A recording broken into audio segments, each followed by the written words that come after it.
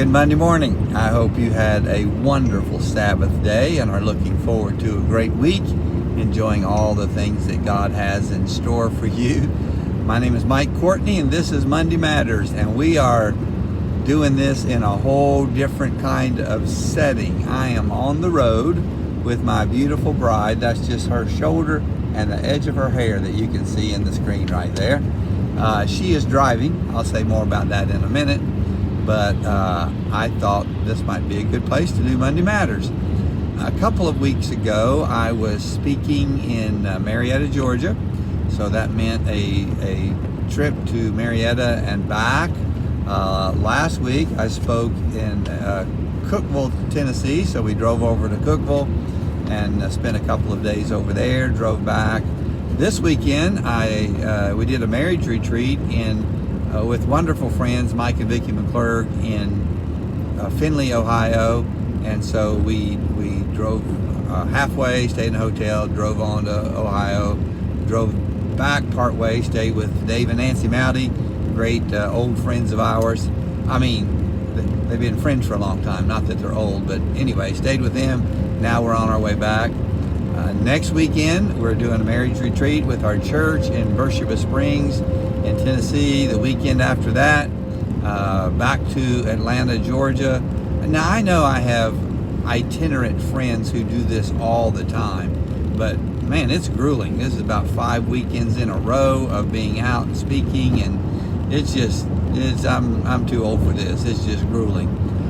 But I thought I would use that as a background to talk to you about how to travel through life with the one that you love. The middle of this coming week is Valentines Day, and you're probably frantically trying to buy a card or a gift for that Valentine of yours. Or you may be in a situation in life where you don't have a Valentine yet. Buy yourself a card. Tell yourself how glad you are to be traveling with you. But for those who are doing life with that person beside you, I just jotted down some thoughts. We've done so much traveling. I jotted down some thoughts about how to travel through life. That's a parenthetical statement. How to travel with the one that you love. In the midst of this wonderful video, you'll hear truck noise, probably hear Doris cussing at the driver in front of her, all those kinds of things. So just tune that out, and here we go.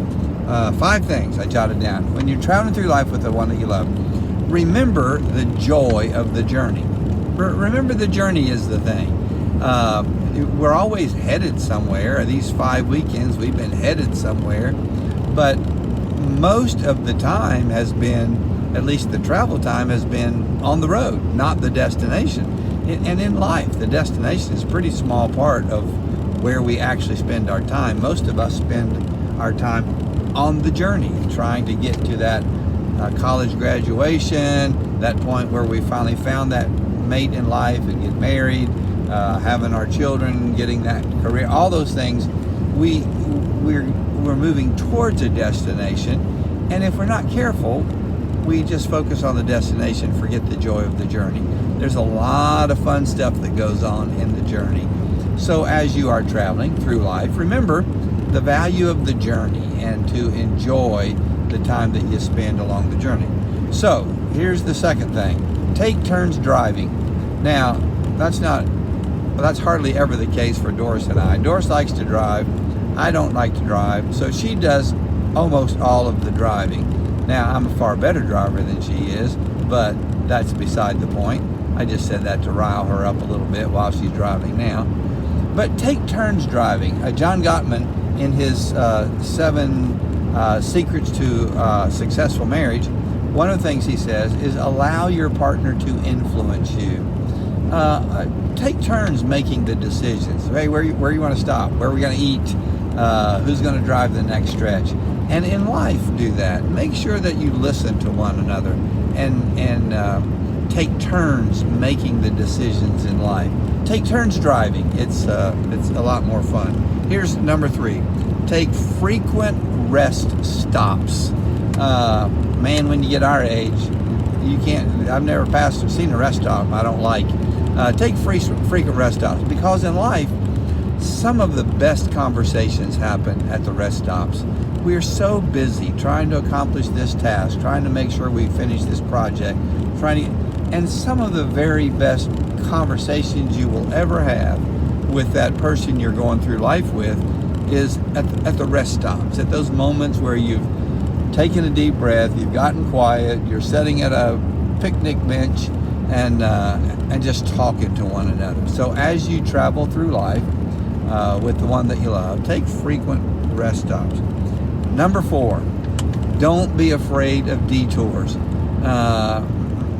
Man, sometimes the road just takes you places you weren't expecting. Sometimes you think you're headed one way and that big orange sign comes up and says detour and you head someplace else. And I will tell you that some of the greatest things that God has done in our life have been on what we thought were the detours.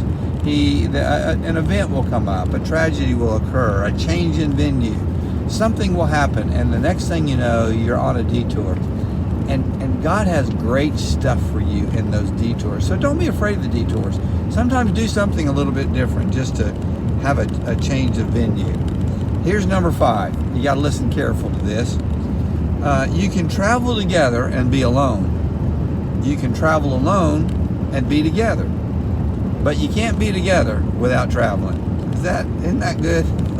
You can travel together and be alone. Sometimes you can go miles and miles and miles and not take the time to connect, to talk. You just get so caught up in the trip that you don't spend time together, and you're alone in the same vehicle, in the same house, in the same life situation. Or you can travel alone and be together. There are times where you'll be forced to be separated. The very first weekend of this trip, we actually were in 2 vehicles in Marietta, Georgia, and drove down separately, drove back separately. But you can still be together. You can still you share common thoughts, common experiences, spend time with one another. You can travel together and be alone. You can travel alone and be together. But you can't be together without traveling.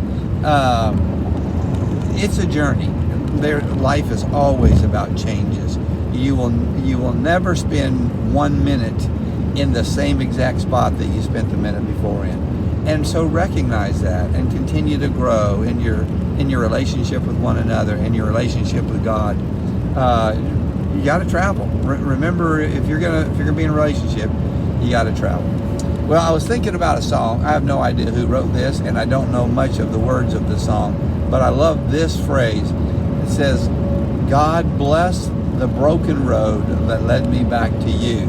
That's certainly true in my life partner. There have been lots of ups and downs and breaks that always led me back to Doris, and I'm grateful for that. But also in your travel, God, that broken road can lead you back to God. Allow Him to do that. Well, have a great week. Have a wonderful Valentine's Day. Have safe travels. If you'd like to know more about this, you can go to branchesblog.com. I'll post some of these notes. I will post something every day just kind of related to this. Thanks for being a part of our journey and our travel. God bless you. Have a wonderful day.